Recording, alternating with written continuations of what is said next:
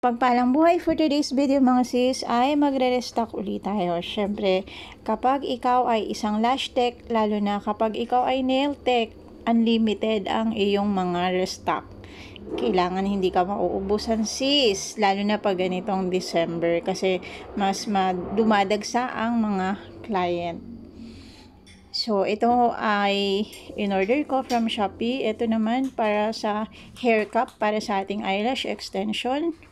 At ito yung mga gel polish from Born Pretty na cat eye na aking in-order. At ang aking favorite top coat, yan ang aking favorite top coat. Super top coat from Born Pretty. And then this one naman ay liner gel from Lily Cute.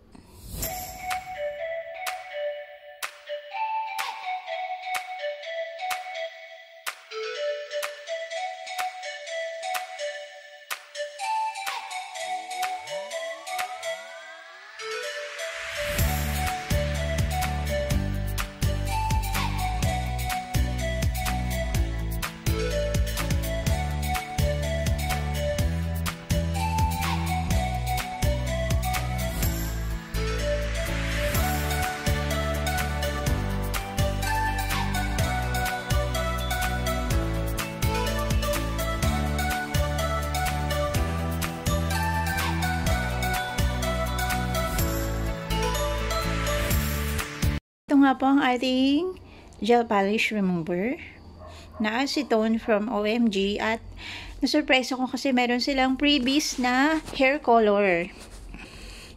Yan, syempre tuwan-tuwan lola nyo. Ito na naman ang ating another gel polish na cat eye from Born Pretty.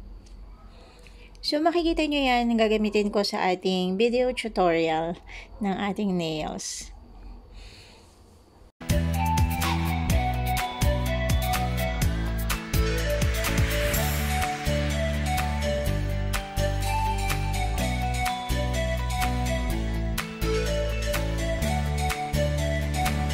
It's another liner gel para sa ating nail art. At ito ang organizer container para sa eyelash extension glue natin.